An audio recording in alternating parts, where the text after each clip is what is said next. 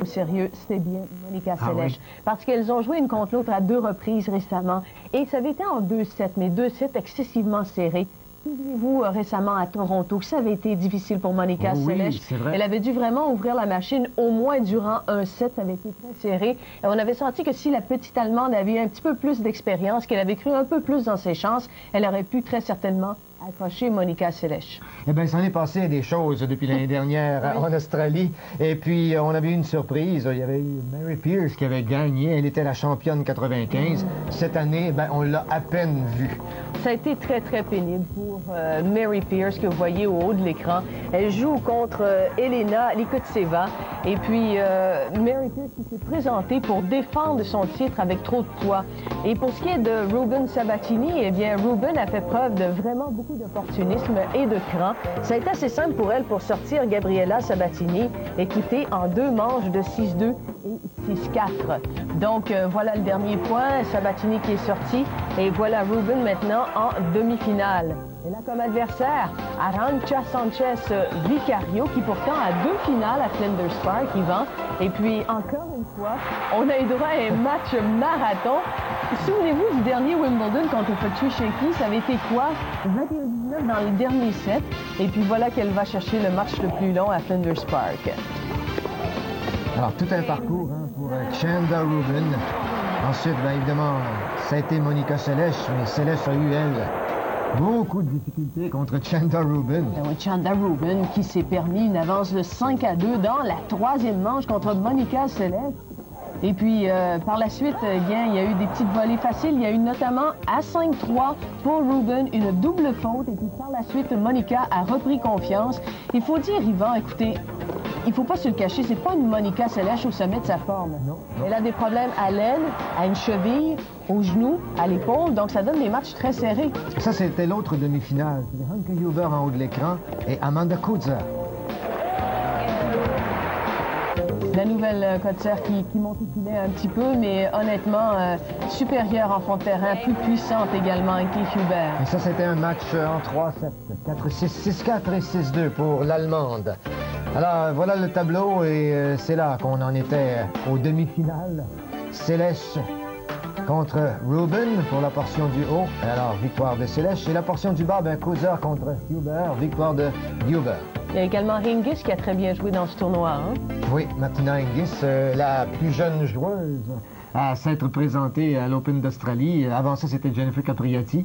Juste par quelques mois, 2 ou 3 mois, je pense. Maintenant, c'est Martina Hingis qui est la plus jeune. Oui, elle a battu Brenda Schultz, qui est vraiment extraordinaire. Et il faut aussi faire une mention de Patricia Heath, qui a eu une balle de match pour elle contre Brenda Schultz beaucoup plus tôt dans le tournoi, en première ronde. Et puis, malheureusement, elle a échappé le match. Exactement. Alors, à quoi il faut s'attendre dans ce match contre Monica Seles et Hanke Huber? Tu parles de la méforme de Seles.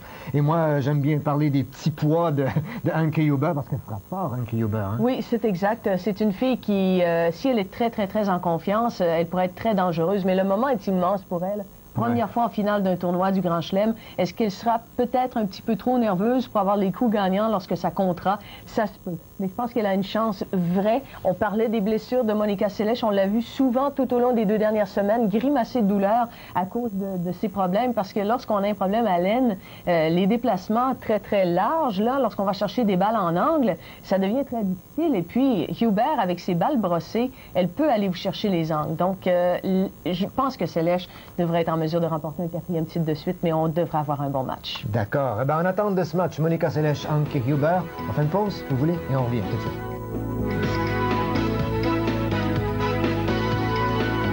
Hanke Huber en haut de l'écran. Monica Seles. Hanke Huber, Yvan, qui a battu Klenova, Carlsen, Richterova, Chet, Martinez et Coetzer. 5 pieds 8, hein, déjà. Il grandit toujours.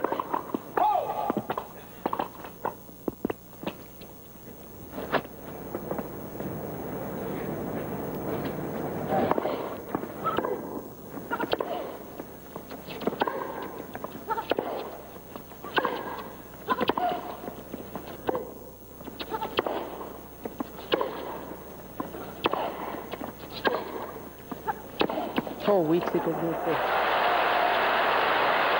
Oui, beaucoup ont dit hein, que avec Steffi Graf absente à Melbourne, que bon, que la porte était totalement ouverte pour Monica Seles, mais attention, hein. C'est là qu'on va voir la grande force de caractère de Monica Seles, parce que c'est ça qui la tient présentement.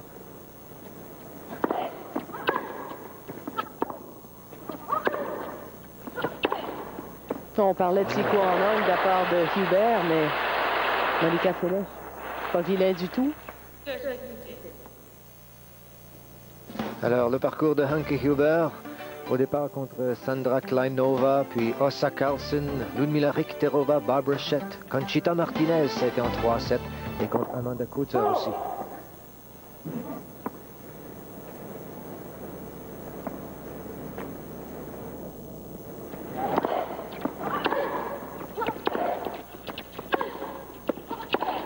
Oui, Monica qui est un petit peu en retard dans ses frappes. Est-ce qu'on est nerveux en début de match, Hélène, même si on a gagné en 91, 92, 93 et qu'on est habitué aux grandes finales? Toujours un peu, surtout lorsqu'on est blessé. Parce qu'on se demande toujours, est-ce que le corps va tenir le coup? 40-30. C'est difficile de rester là sur le here and now, le moment présent. Mais c'est tellement la force de Seles. Et voilà le premier jeu à Monica Seles. En avance donc, 1-0. On revient tout de suite. Japonaise Naoko Sawamatsu. Ivan Majoli, c'était facile, 6-1, 6-2. Et puis Chanda Rubin, elle a eu chaud. Monica. Ben, premier jeu facile pour Anke Huber, on est à 1-1.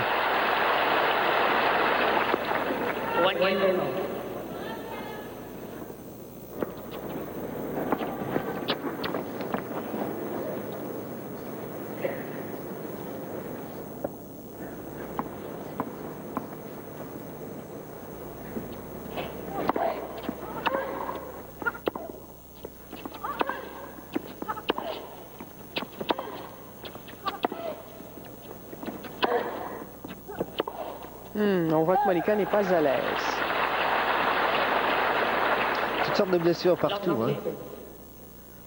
On va écouter quelques commentaires de Monica. I played Anki the most probably since my comeback, and we had very tough, close matches, and I was down in a lot of those matches, and I've watched Anki play. She's in great form. She beat Conchita and Amanda, so she's playing some great tennis. Beaucoup de respect pour l'adversaire qui joue du bon tennis.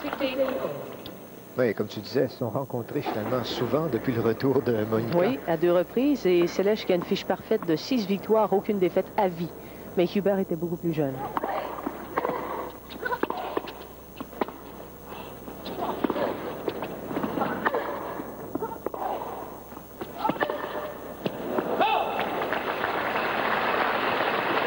Et balle basse, évidemment, avec sa prise un peu extrême, Hubert, ça demeure toujours une petite difficulté. Alors qu'on puisse s'orienter, Hélène, quel est le coup droit et quel est le revers de Monica Seles? Monica est gauchère. Alors donc, en ce moment, avec son coup droit croisé, Hubert attaque le revers de Monica.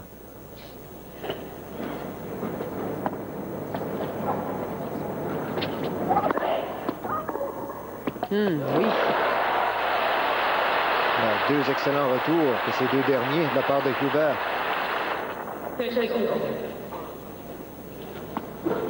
Et pourtant, Hubert est un petit peu loin de la balle, mais quand même, elle réussit le coup gagnant. 30-30.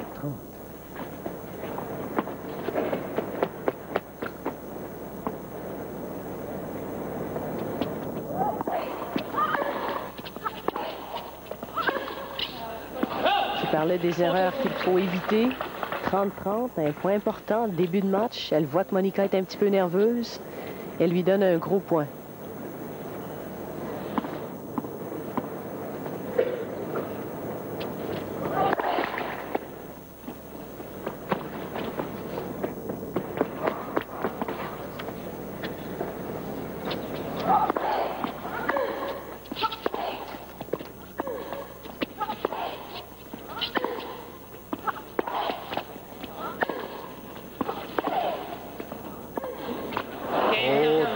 C'était ouvert, hein? Oui, en parallèle, un petit peu trop de dentelle de la part de Hubert.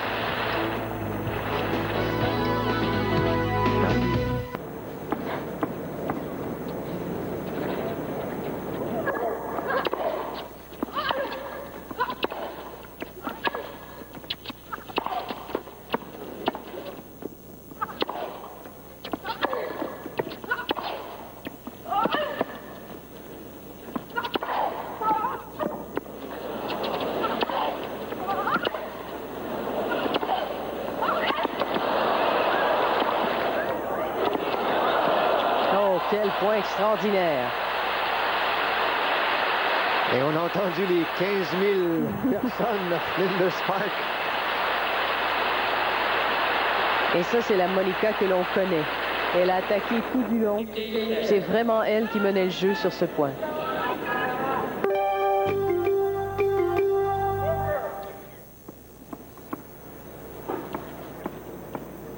« 15-30 maintenant.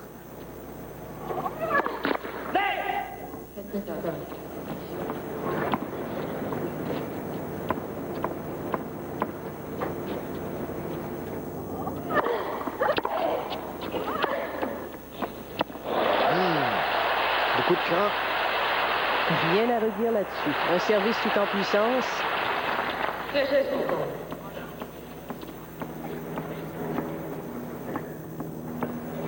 Un petit peu en retard, mais peu importe. Ah, l'avantage d'avoir 2 mains sur la raquette. 30-30.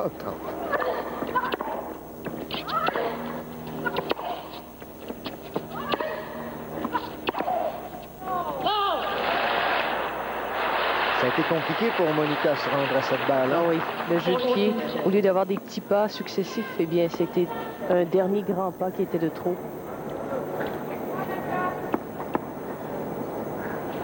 À 40-30, Huber pour faire 2-2.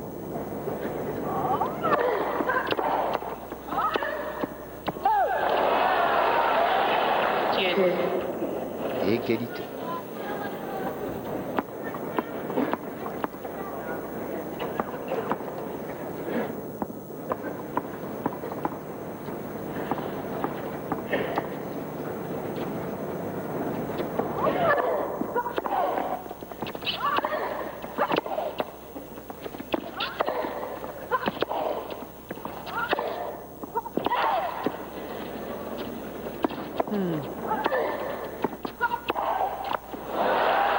Non, Monica qui avait l'air fatiguée là-dessus.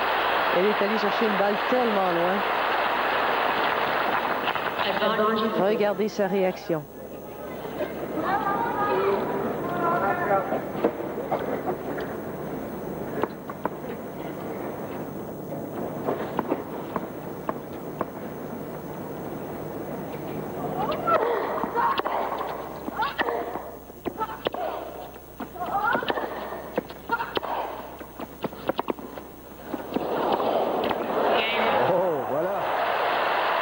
Jeu, Anke Huber. Et de quelle façon?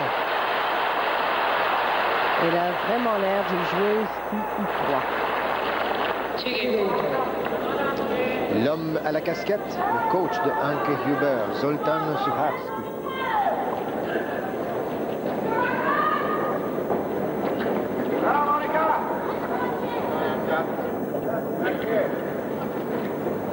Elle est maintenant 10e au monde, Anke Huber. C'est seulement qu'une question de confiance.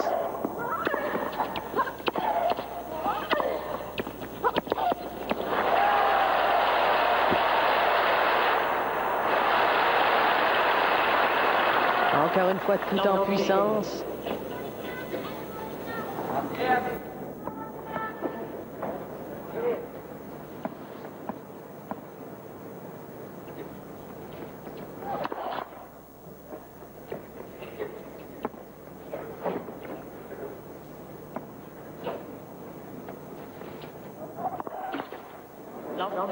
Le lancer de balle de Monica, qui n'était pas très bon.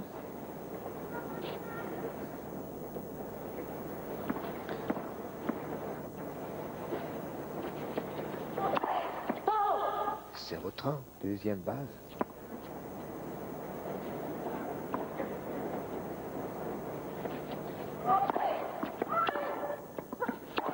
Et Hubert qui continue d'attaquer. C'est évident un petit peu là que Monica semble légèrement débordée.